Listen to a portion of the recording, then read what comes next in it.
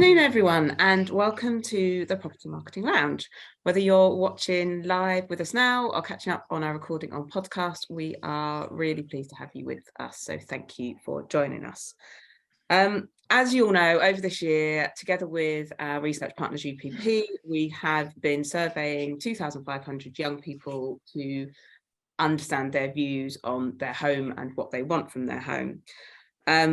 We have learned lots, and you'll be pleased to know that our final report is now out there for you to download and share. So please go to our website and download that. It's full of all the insights that we've discussed over the past year and bundles that up in a conclusion. So please do go and check that out. But this episode is about all that research, about all the things that we've discussed over the last year, but really it's about the so what.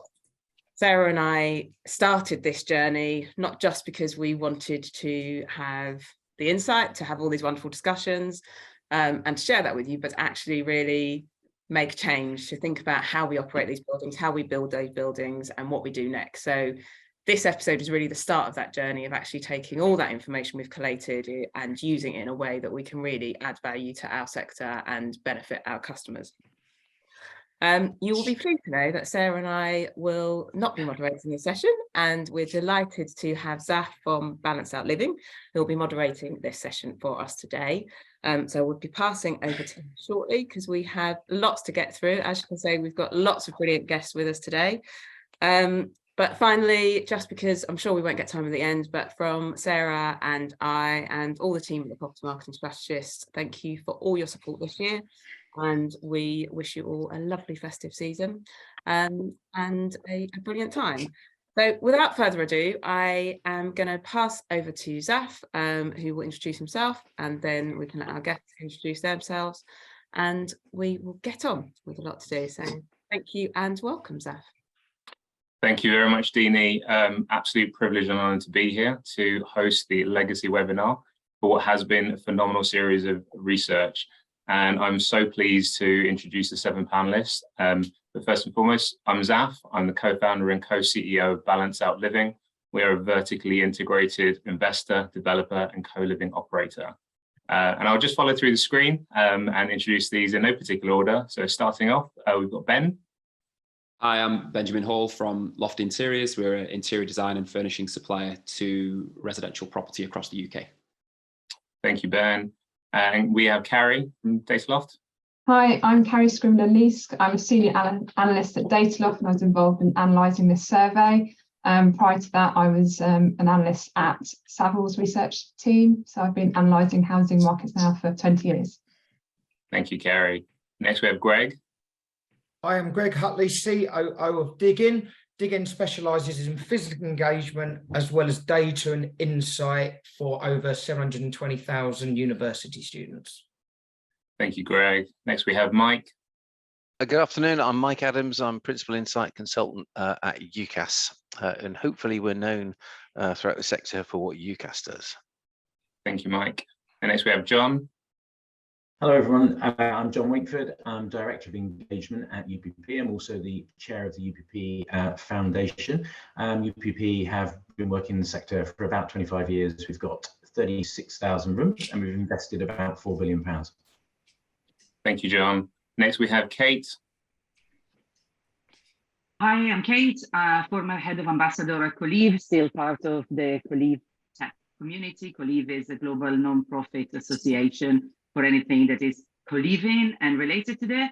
And I also am a community and partnership manager for Salto Systems. Thank you, Kate. And finally, and by no means least, we have Kevin. Hi, my name is Kevin Brady. I'm a co-founder of Apudos, a pick-up drop-off solution. We started the business in 2019 with a vision to sort of improve the delivery dilemma, or the parcel problem, as it's often referred to, in the property sector. And we sort of provide smart technology to improve the pick-up and drop-off experience for parcels, for residents, but more recently food deliveries as well.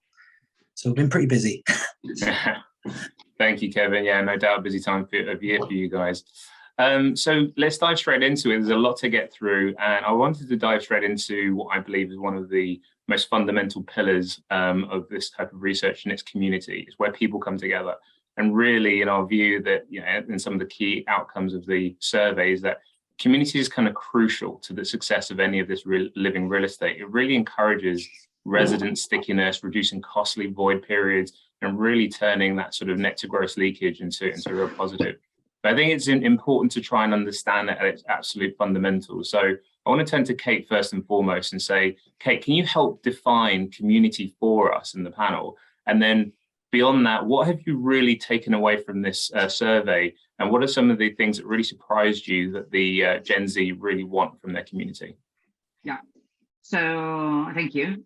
Community for me, and I just want to say for me, it's really an ensemble, if we want to say like that, of like-minded people. They gather together and they really A, want to spend time together, and B, want to do something together. So different community targets different things. So if we're talking about students, the communities in students are definitely, they want to feel less lonely. They want to feel they belong, because they're just coming out of that. They're still late teenager, very, very early young adults. So that feeling of really feel that you belong is something that communities are crucial for, and especially in students accommodation. What came out for me that really struck me on the report and the research was how the younger ones, the ones that are going into becoming and going into student accommodation more, really crave community. And the older they get, the more they would be quite happy to maybe just spend a bit more time on their own. I mean, I don't know if anyone who's here has already seen the report. One of the greatest things that came out for me was the importance of actually having food and sitting down with someone. So not having a meal on your own. And, you know, maybe because I'm Italian. So for us, like the kitchen and the kitchen area and sharing food is something that really brings people together and just sparks really great conversation. So those were the 2 points for me. Fantastic. Thank you very much.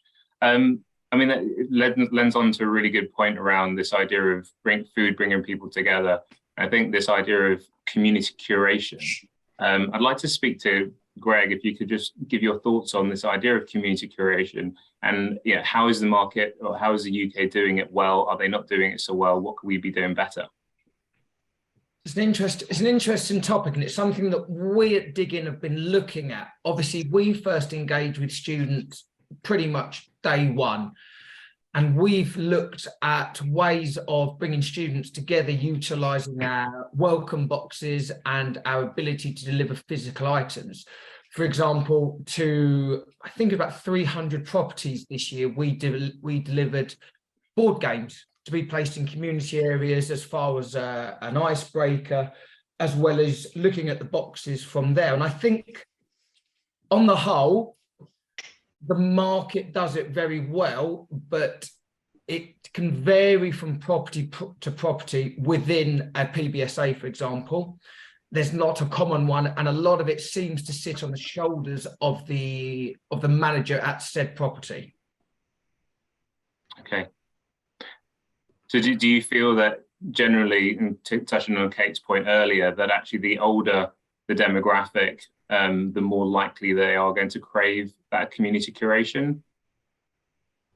I would say that students that are looking to attend university as freshers, their preconceived conceptions are probably higher than those in second and third years. And as a student quickly arrives and settles in, they make their own friendship groups, be it outside of the property, be it outside of the localized community. And from there, their conceptions are pretty much settled, which is maybe why we see that change. That's my personal view, and from speaking to our partners and looking at our data, really kind of shows that. Great, thank you, Greg. Mike, I'd like to turn to you real quick and just get some thoughts on the idea of the wider community. You know, a lot of time we talk about communities in somewhat isolation. The industry is very known for buildings within particular locales. How important do you think it is for not just students, but anyone living in service real estate to be connected to the wider community? And what have you seen? What sort of insights can you provide us with? Well, it is fascinating that community is certainly what all of the students that we survey crave. We carry out surveys on all applicants and all current students in terms of their accommodation, and we've run these reports and surveys for many years now.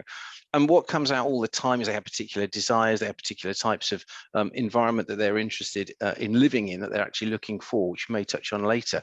But in terms of the community, it is very much all about the idea that, and if you like to cliche it slightly, because every town is different, every student is clearly different, they are looking to be able to establish their new support framework in a town or a city that they don't know. They generally look for supported living in that sense, be it generally in halls, PBSA or university.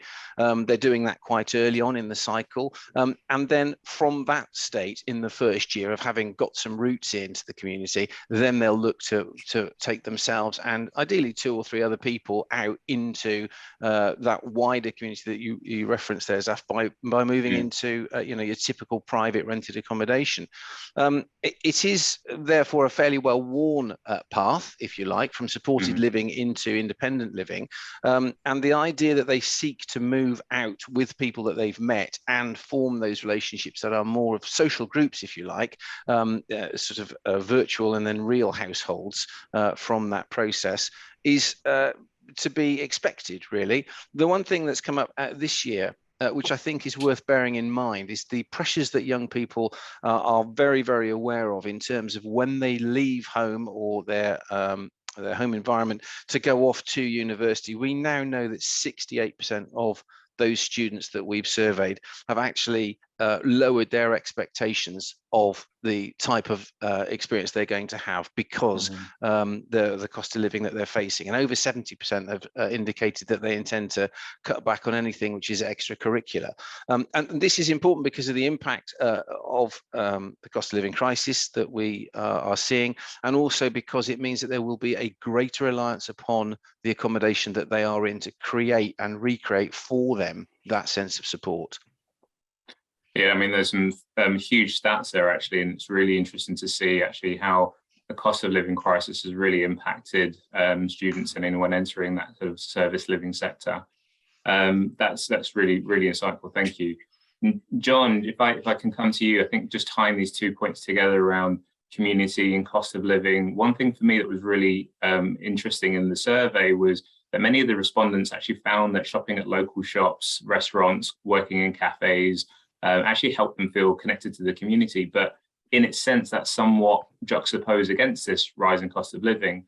I guess to try and move the conversation forward, where do you think the solution lies? Well, you'd never, given the sort of politics around the town and gown issue, some of these findings are fascinating in terms of how students want to get embedded in their local communities. I mean, I think one of the things that we do, obviously we try as soon as a student arrives at our accommodation, we have student experience teams, we have pastoral care teams from the university, typically that will have some rooms in our accommodation, and we like to make sure that's integrated. I think the other thing is our student experience teams also look to try and help those students embed in those local communities. They're showing them where the local shops are. So there was a number of things I was really interested in these findings. One was the sort of ideal number of people that students are looking to share with, because that differs quite considerably. It's quite interesting that the largest score was 4 other people, which is obviously outside of, normally we would have the typical traditional 6-bed cluster. So that was an interesting finding from our perspective. But also as you get to share with more people, a lot of students get quite intimidated by that. We did some work with applicants a few years ago, and we were testing out our townhouse concept. And quite a lot of the applicants felt very anxious about going into large groups in the townhouse, and actually were far more comfortable with the 6- and 8-bed cluster. So I think there's something really interesting in there. And I think, as the report says, inorganic communities don't necessarily work. So I think it's that developing that sense of belonging, and that's quite a nuanced task. And I think universities are keen for this, because obviously it reduces their non-completion rates. So I think there's some fascinating findings in this.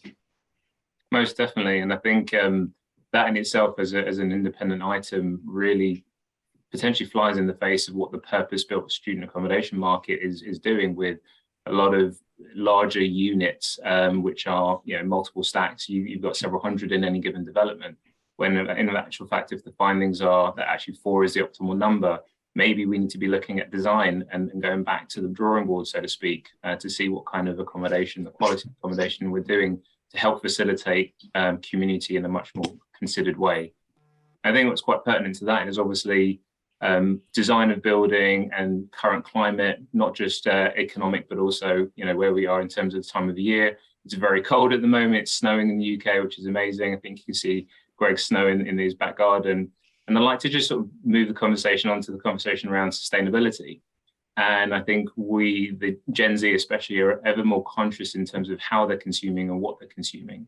And sustainability becomes sort of front and center on that in that conversation. But how do we square the circle, Ben, with regards to sustainability, the quality of sleep that people want, but ultimately what they demand from their buildings?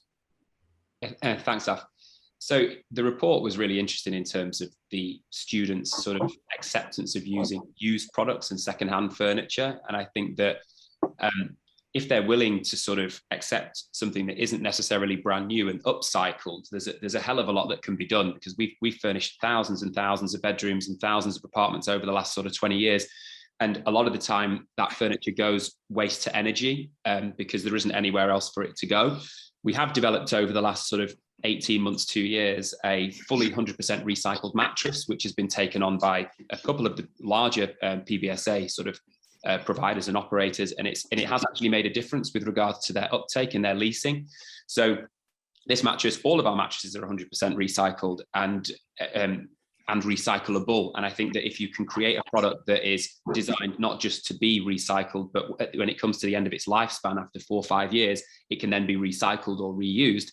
I think the students are really keen to understand what the sort of life cycle of a piece of furniture is.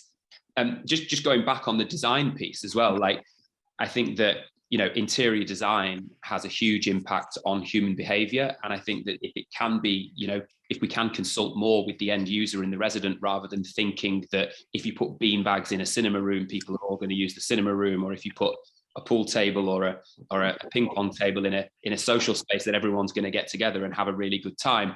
It's almost as sort of like cringeworthy as writing like work on the wall or play and things like that. And it became quite cringeworthy, especially when we all went through that really colourful stage of putting like bright orange and bright green in sort of social spaces and thought that everyone was going to hold hands and come by art. It's just not like that. Sustainability, creating sort of problems for residents to solve collectively and having sort of internal intranet for communication.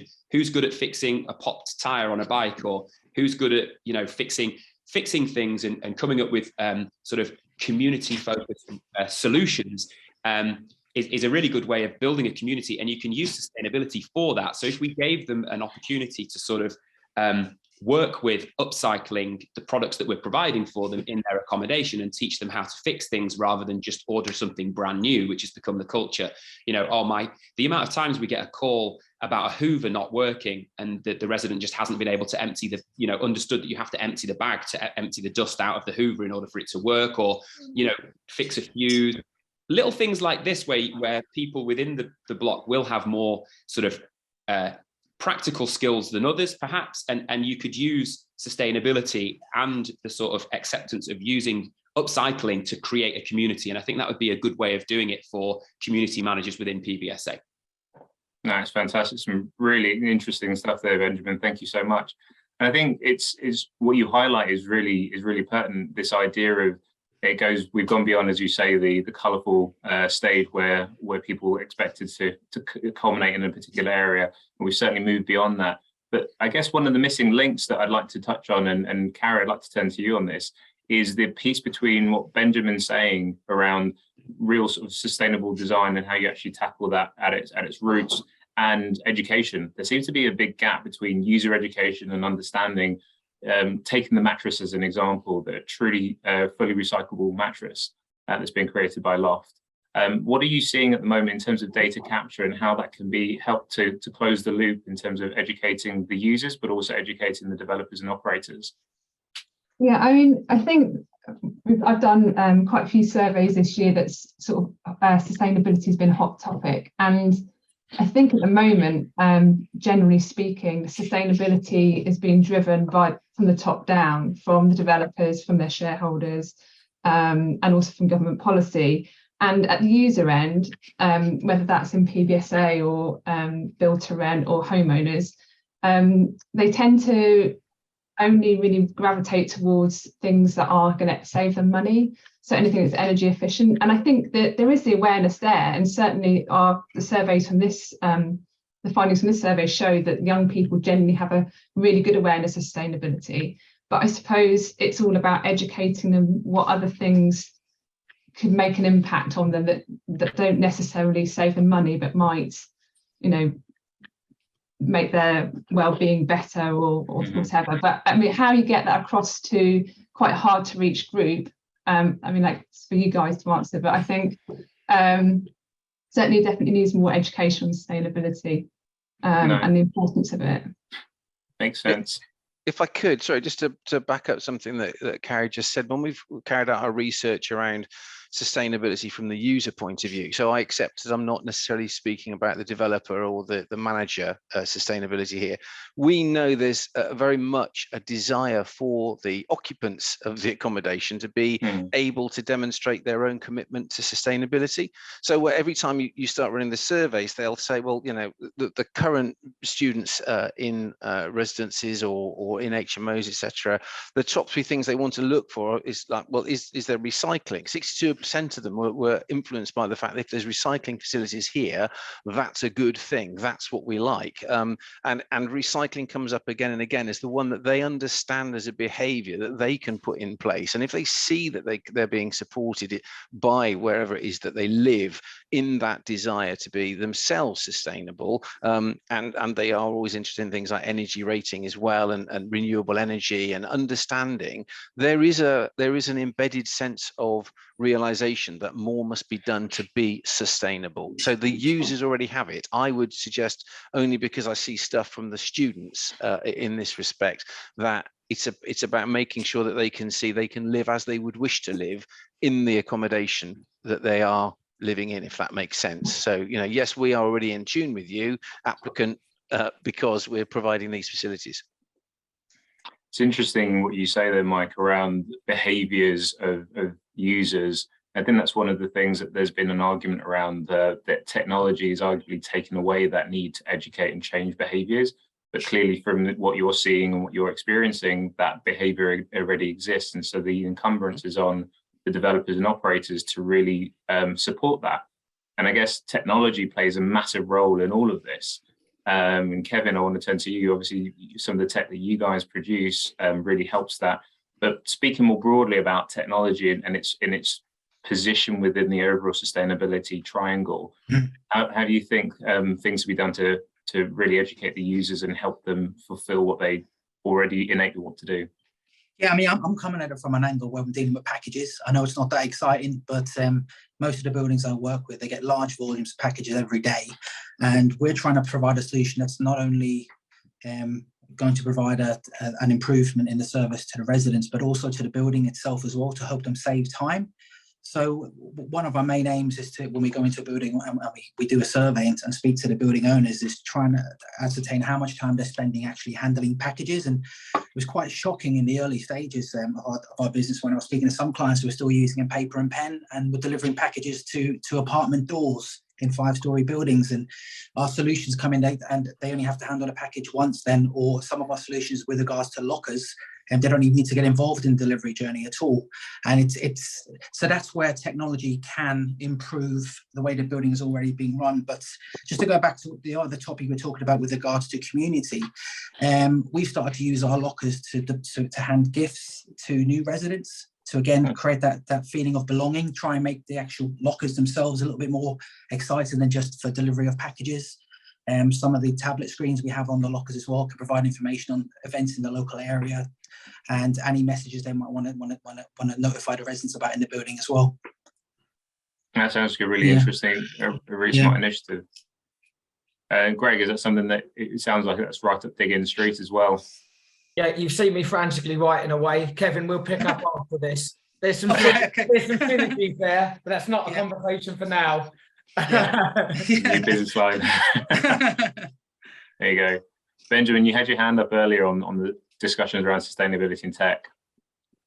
Yeah, so I was just thinking, you know, the parcel area and the recycling area and the sustainability area could just be designed in a way that helps people to interact and meet. So there was long conversations a couple of years ago about the washrooms within PBSA and shared living facilities where people could come together and do their washing at the same time, and that would be an opportunity to interact.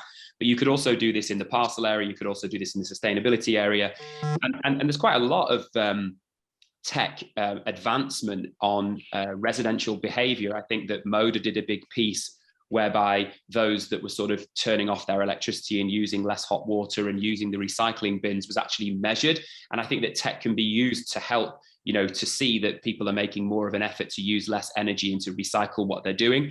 And I just think that from a furniture angle, you know, by teaching people how to fix things and repair things and reuse things, that is going to become sort of not just fashionable, but massively important to protecting the planet, because, you know, the culture of sort of throwaway fashion and throwaway furniture is fashion these days, and your interior represents who you are.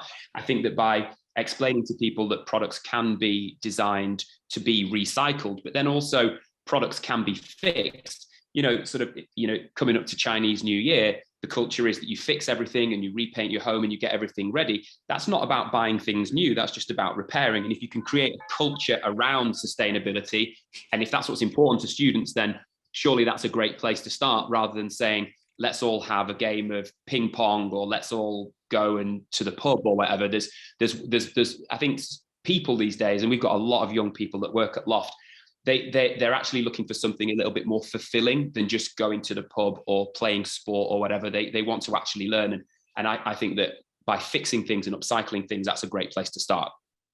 Yeah, can I just interrupt there? Sorry, Sarah might be aware of this, but in Bedford, they have what they call a repair cafe. So you could almost set that up in your buildings, and it's where they bring in experts who are good at fixing different kinds of things, and people take their wares along and say, can you fix it? And if they can, great. And it's proven that sort of when you collectively fix a problem or find a solution, that strengthens a community and the understanding of one another. So it all ties in: tech, community, sustainability. You can tie it all together. But we are seeing that the generations who are now applying and going into university are incredibly aware and connected of issues that may be sat either just below the sort of the public level of consciousness because you don't access them, or actually which are very, very public, and recycling and reusing, and if you like, the realization that we have to be living in a different way in order to sustain ourselves on this planet is seen in both public demonstrations that very often are designed to shock and cause annoyance, as we've seen the Stop Oil, etc., etc. These are movements very often funded, supported, and looked at by young people all the time. So we shouldn't expect what we provide in a service to be sort of in aspect from that. We've got to recognise that's exactly what this generation and those that are coming to university now are actually interested in. Those are all from our experience going to play very well, because that's the cohorts that we're now talking about, and their focus on well-being of self and others actually then begins to sort of go across some of these issues as well. So yes, the community is already there. It's just that it's coming to points in cities where it needs to be welcomed and recognised, because that's what these future generations of applicants are like, more and more now. In our research, we did ask the kind of events that students wanted, and over and above pizza nights and general social nights, it was much more about kind of self-improvement. So they want to learn how to do things. So CV writing was high up on the list, TED type talks, cookery lessons, nutrition lessons, things like that. And that's, we don't often see a huge amount of that certainly within PBSA. I think build to rent do some slightly sort of different solutions, but that does show that people have an expectation, I guess, when they go into accommodation, that they're going to learn something. I guess it's an extension of their university experience. I think Sarah, some of the nuances in the data really back that up. I was just thinking there about the difference between the 16 to 18-year-olds, the current students, and the recently graduated, and in particular on that energy saving. There's an interest in insulation. Once you become a student, you're interested in insulation. Before that, you're less interested. So in the very act of that residential experience, you're actually changing behaviours.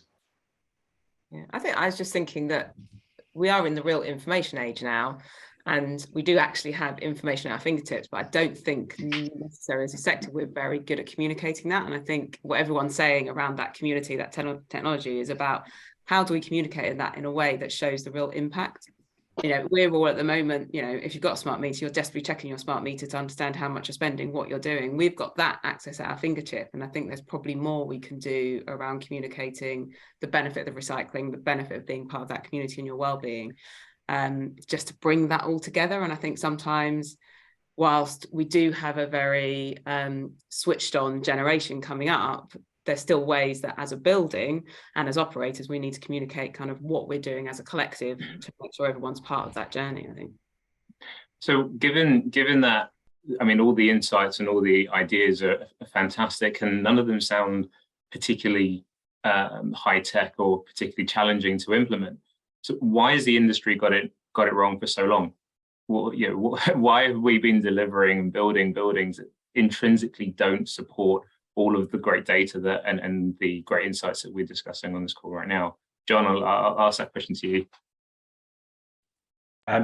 Yeah, well, I mean, I think the answer to it is we are now. We're getting there now, and I think we were a pretty much early adopter in the sort of environmental area. Our first eco residence was built in 2008, and that was working with Professor Apu Friedman from McGill University, and that was sort of a sort of pathfinding exercise at the time. And then we were also the first to deliver a passive house scheme at Leeds Beckett University. So I guess in both of those schemes, in the Lancaster scheme, for example, we did have some sort of live energy monitoring, and we did do some sort of early economic nudge exercises to make students compete with each other to reduce usage, and there's all the prize at the end of it for the flat that use the least electricity or utilities. So I think we are now seeing, so for example, in our recent preferred bidder that we got with Exeter, seeing that passive house coming out at scale. But we've also, subsequent to that, we've seen universities will set themselves targets for carbon net zero in the next 10 to 15 years. The issue is, how are they going to get there? Because at the moment, 60% of them are not achieving their targets. So I think there's a job for operators like us to support universities in doing that. We also need to remember that we've got about 8 million square meters of net internal floor space that needs entirely redeveloping. So I think there's a job to do there, and we're seeing some sort of retrofit. We're doing at Exeter, we're doing some retrofit there.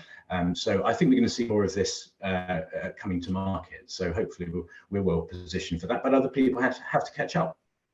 Definitely. I mean, it's great to see that loop has now come full circle, as it were, and as you say, we're starting to implement that now as an industry, and I think that will only reap the benefits for fundamentally the mental health and the safety of our consumers long term. And naturally, again, just touching on the tech piece, that tech has a strong part to play in all of this. And ultimately, I'm also looking at myself here as a developer. There's a notion that a lot of these implementations potentially come at a premium. Kate, do you find that in conversations with some of your clients, your developer clients, that there is a premium, but then ultimately in the long term there is a benefit, or is that sort of equation not fully realized yet?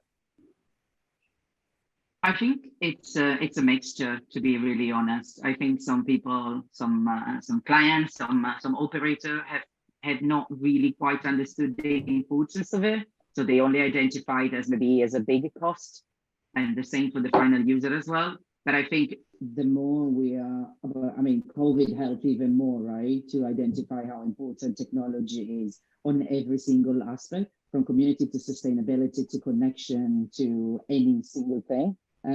So I'm actually really hopeful. The more we speak to people, and this is from the great interest that we also had in Co-Liv tech community, to also our clients, the interest in tech is growing more and more. And what is really growing, that for me, obviously being a passionate person about community, even more, is the collaboration that is coming out of that. I don't know if it's something also the other panelists maybe have identified, but like how willing operators and end users, end user in this case are either clients or owners of the building, are willing to understand how one technology integrates and operates and partners with another technology to be able to either work on them together or to build on them, instead of having to adapt again, get another one, restart all the systems. It could be anything, but like how everything can integrate with each other. And I think that also makes, you know, building community easier, managing building, which then means you have more time for anything that is important to your residents or to your members. It could be the sustainability, it could be the events together, it could be making the place better, it could be being available to actually listen to what is happening, getting more information of what other people are doing, and maybe implementing what also you are doing. This is what I see a lot of collaboration, which I think is beautiful. Yeah, I think historically there's been a lot of, especially as let's be honest, the PBSA sector in the UK, even the build to rent and the co-living sectors are super young. There's still a lot of learning to happen where, you know, second, third generation in some instances of that iteration. I think we're seeing more collaboration, and even a conversation like this in itself is very collaborative, and there's lots of interesting ideas emerging as a result of it.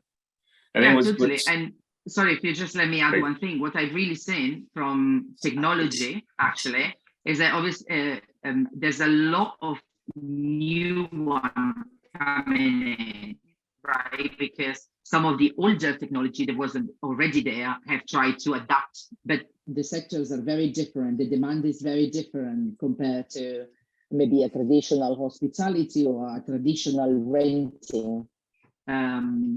So you have the new ones that are coming in, sometimes started actors, and they couldn't find the right solution for them. And so they put, you know, a team together, and they're now developing solution. And I think this is what makes the difference. The fact that a lot of people have really understood what was missing, and now they are creating products which are targeted for this sector and in collaboration with the sector. And I haven't seen this happening in many other industries in technology. No, very interesting, absolutely. I think where all of this conversation sort of sits on one major tectonic plate of mental health and well-being. And Dina, you mentioned earlier that we're in an age of communication now, and buildings need to be designed for a lot more inclusivity and diversity around sort of the protected classes and so on and so forth. My question for you, would it be fair to say the industry actually doesn't understand well-being, and or the users are actually demanding more from their communities and their operators around the well-being and mental health elements? I think there's a mismatch between how you can really impact well-being and how we are working with that with our communities. I think operators do brilliant stuff on well-being. You know, and most operators now in the PBSA sector will have mental health first aid, they'll run events, all focused on that community. But I think what we discovered in the research is actually the things that really can have that impact around well-being is getting a good night's sleep, is sound insulation, is making sure you've got the right amount of light. And whilst I think buildings are built in that way, it's not focused in a way of actually these things are going to add to well-being. These are the things that are going to be in a building. So I think the sector does a great amount around well-being, mental well-being, and has done for a very long time. But actually what we don't often monitor is what impact that's having.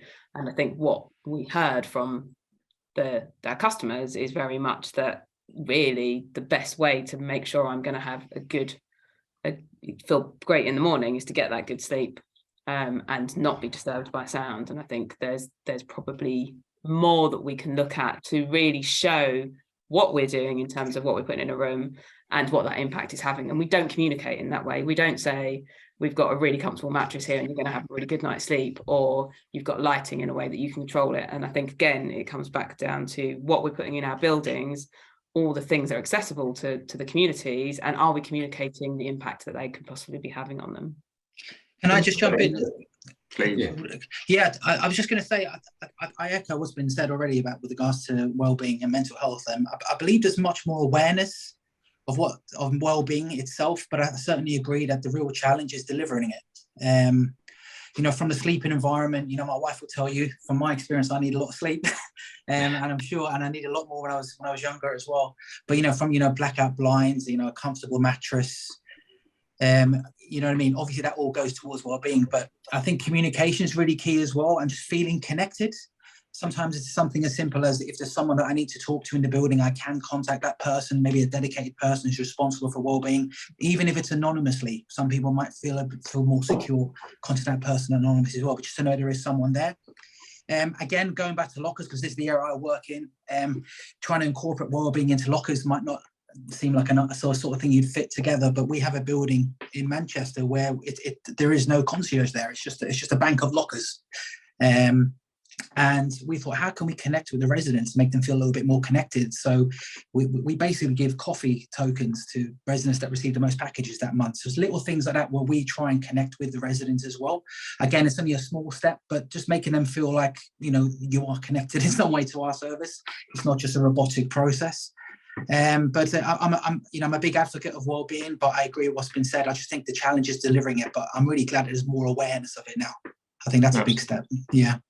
Absolutely. I think you're absolutely right there, Kevin. It's not losing the human interaction and the human touch point, which is still vital to it all.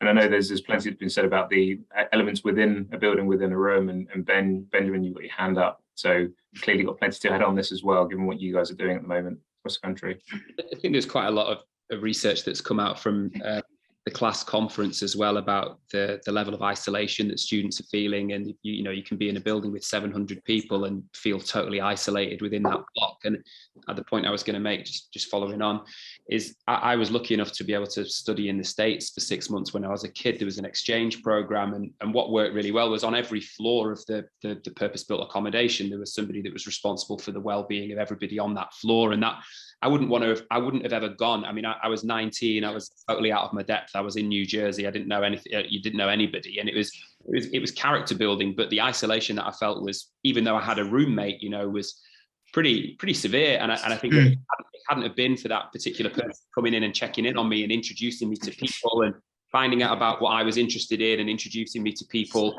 that I had things in common with. European people, being in America was one of them. It really had a huge difference. And post-COVID, after everybody being so isolated, a lot of people have got out of the habit of sort of social interaction. And I think that the larger operators really need to be thinking about having specific people that are responsible, who are students, as opposed to a figure of authority or somebody that's not within the same age bracket. Otherwise, it doesn't really connect.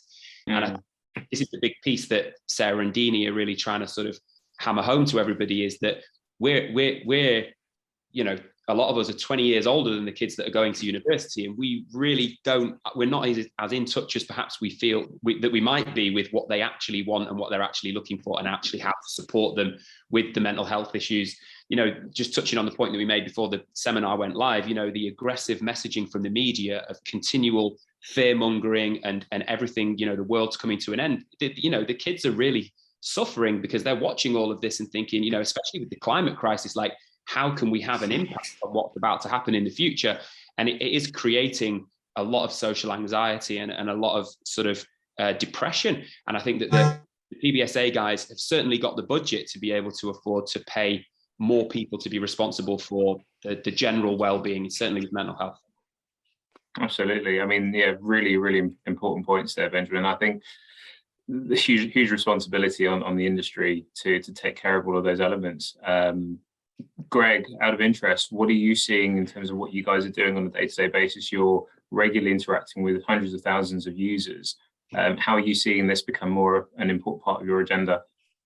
I mean, it's been really on our radar for the last 5-6 years. And obviously COVID had an effect, and we saw individual cases and individual students approaching us for assistance through our mental health survey, and then even through direct conversation, be it just students coming to us with ideas and feedback. I think the problem is that between student accommodation providers as a whole, be it university-led or PBSA or others, there's an isolationism. And I understand the reasons behind that, but I think it's been alluded to earlier on. There's a lot of conversation that goes on, not much action as a whole, and we can't solve every problem that is put on the radar by the students, but we can certainly look at the big 3, 4, 5 of them and look to do it. And obviously we play a relatively small role, and we're a small business. We can't solve everything, but what we try and do, gain the feedback, the insight, either directly through students or from the wider student world, and then have that ability to feed it back to our partners and trying to get conversation going. But at the moment, it seems that it's a bit of an uphill struggle. Certainly a lot of the university-led working groups that we were involved in pre-COVID were kind of postponed and pulled, and they've not quite got going since. And if anything, they should be going with greater gusto than they were beforehand. And do you think that the reasons a lot of those have been pulled is it's when you're looking at lines on a budget, it's one of the easy cuts to make? Yeah, absolutely. And I think the point that was made just a few moments ago surrounding PBSAs have got the budget, and they can look to easily employ further people to assist within welfare. It's not the appetite. It comes down to pounds, shillings and pence in my view in a lot of cases. Yeah, totally. Unfortunately. So Mike, you've got your hand up. Yeah, so just some numbers that might help from our own insight. I don't quite know how you do this. Dini was talking about it before, but we know that of the students we surveyed, 84% said that accommodation quality directly affects their sense of well-being. So that plays into everything we're hearing about in terms of sleeping and soundproofing and you know, the idea about the actual nature of that accommodation, and yet actually reinforcing the idea that well-being measures, whatever they are now discriminatory for the students. We know that from the research we've done this year on the accommodation application, 66% of students are very positively influenced by a provider that is demonstrating commitment to well-being, and 61% on inclusivity. So you've got an audience who are very, very aware of the requirement that they've got. You know, that they are directly affected by the quality of the accommodation they're in, and they are looking for providers who take well-being seriously. So it, you know, just from the user point of view, that's my only angle on any of this, really. And the one thing I would say is that all of this then relates back to the biggest single issue of well-being, really, which is about affordability. If you consider a triangle, cost sits at the top, location and quality sit at the bottom, and they're traded off against what the students themselves can afford. So when we talk of well-being, let's also be really, really realistic about the one single element in any student's decision-making process that is most vital, and that's actually what they can afford. So. And Mike, would you say that actually affordability is probably the primary driver of any decision-making for students? Yeah, or for anyone living in rented accommodation, for that matter? Yeah, so on all of the surveys that I've ever seen, cost is the single biggest, most important factor, and it's becoming more and more important. We already know over 50% of students have a part-time job just to afford their accommodation. And it's pretty well known that in large parts of the UK, there are students who go to university on a net loss. In other words, the maintenance grants they are able to receive from student loans, student finance, are already less than the cost of accommodation, never mind how they're actually going to live there. So cost is outplaying any other single concern. And I'm sorry, I'm not meant to be sat here just throwing numbers out, but we already know 63% of students are worried about their next year's accommodation. Not the one they're in now with those stats we're talking about. They're already concerned about what they're going to do next year. So all of the well-being issues that are being raised all come right back down to that most often. No, it's really interesting when you paint the picture of this triangle between cost, affordability, and well-being. And it's a shame that there is ultimately a trade-off. And I guess, Jon, from your perspective, what does the industry need to do differently? Where does the responsibility sit? Is it with the investors ultimately who kind of control the top of the purse strings? Is it the developers? Is it the council people who are putting legislation together to support development? Where does the responsibility sit?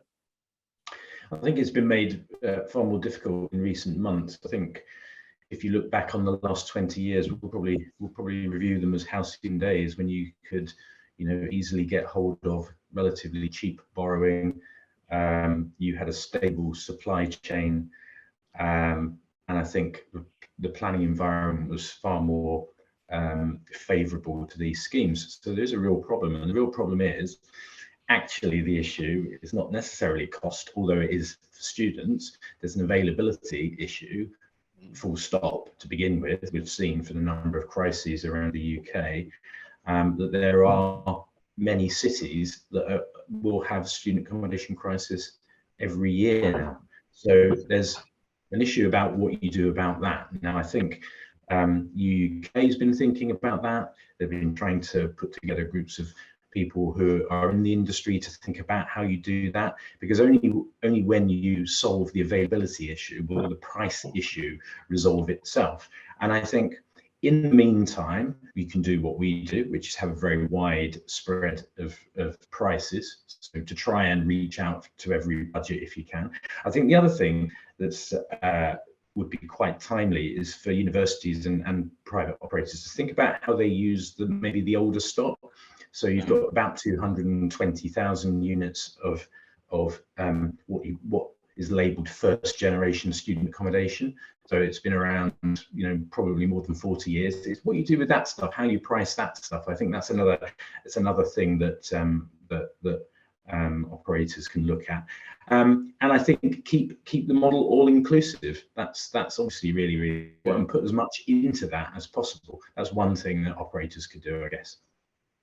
Yeah, I think a recent survey from Rightmove said actually there was about a 35% uptick in people searching for all-inclusive in recent months, given the cost of living crisis. Not just obviously student, but all types of rental accommodation for that matter.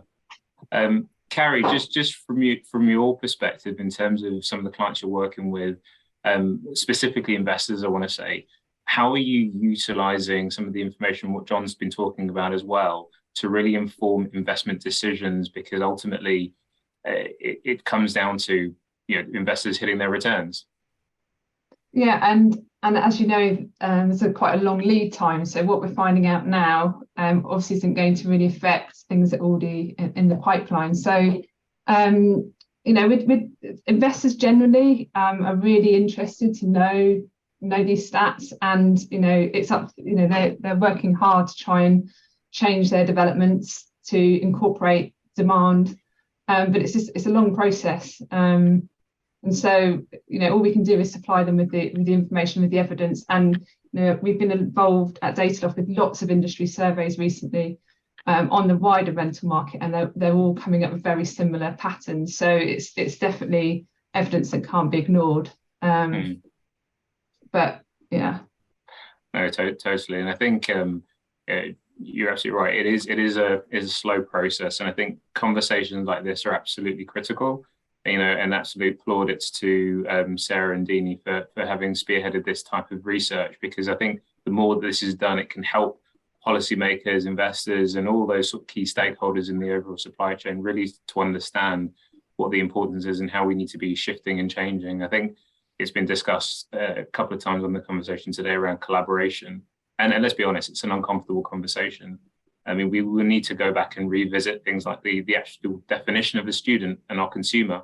I mean, how does someone define a part-time working nurse who's also studying for their degree? Where do they sit? Are they a student? Are they a young professional?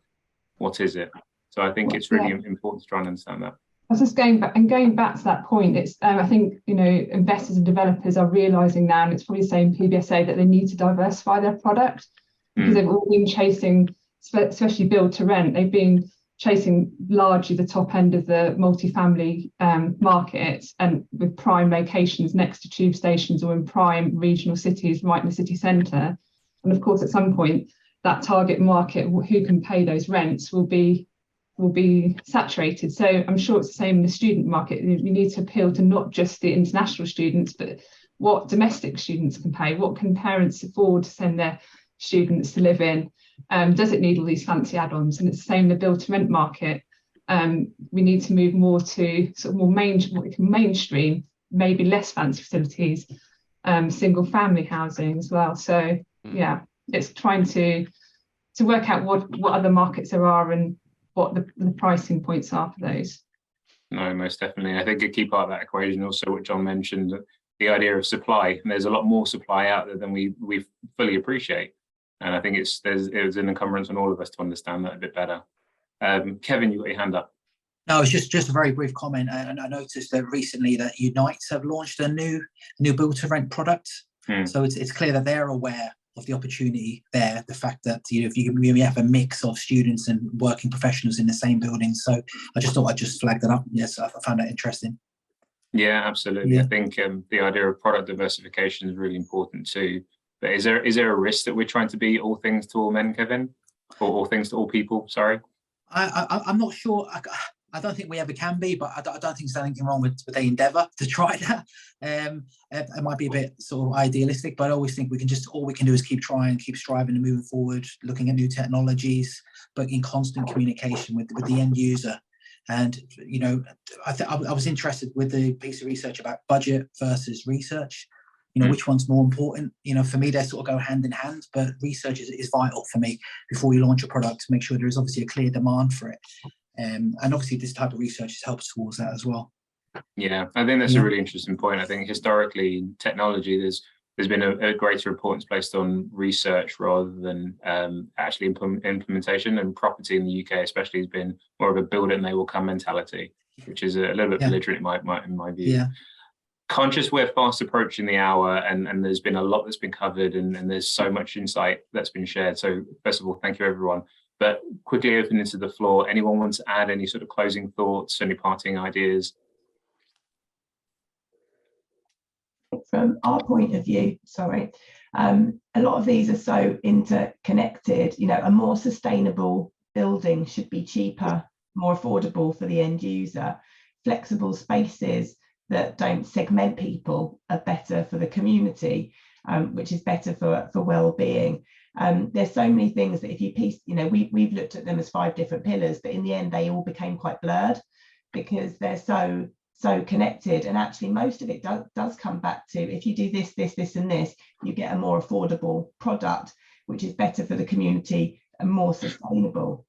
You know, the reliance on technology, you know, has got to play a part in delivery, you know, service levels going up, but costs going down. So yeah, that's kind of our final topic really, is kind of look at the research and the whole, because the answers are there. Absolutely. No, thank you, Sarah. Kate, you've got your hand up. Yeah, I just wanted to say, which I think is really important, I say often when we are, especially in student meetings or I don't know, workspaces or places where we are also exchange a lot of information in this way, how important it is. I wrote it on the chat, but I also want to reiterate it more by speaking about it, how important it is to actually really start to investigate and listen to the next generation. Generations are changing really, really, really fast. I have 2 goddaughters, one is 13, one is 17, totally different. They will want very different things. And anyone that is preparing to build something which is a bit more future-proof should really start to really, really listen to what the next generation will want to, because they are very different than Gen Z. 100%, which is why, again, I think research like this is so important. And with that, I'm going to thank you very much for allowing me to host such an incredible and in-depth conversation. I'll hand back to Dini to close us out. Thank you. Thank you very much, Zaf, and thank you to all our panelists. It's been a brilliant discussion as always, and I've really enjoyed it. And I think for us, you know, the final word for us is that that research is there, it's there to use. I think, as Sarah said, the answers are there. We just need to look at what it's telling us and how we can feed that into moving forward. A big thank you to everyone that joined us today and those that listened on our catch-up podcast or recordings. And stay warm. You'll probably all stay in one space because there's no way to travel anywhere at the moment. And we will see you all in 2023. So thank you very much, everyone. Thank you. Thank you. Thank you.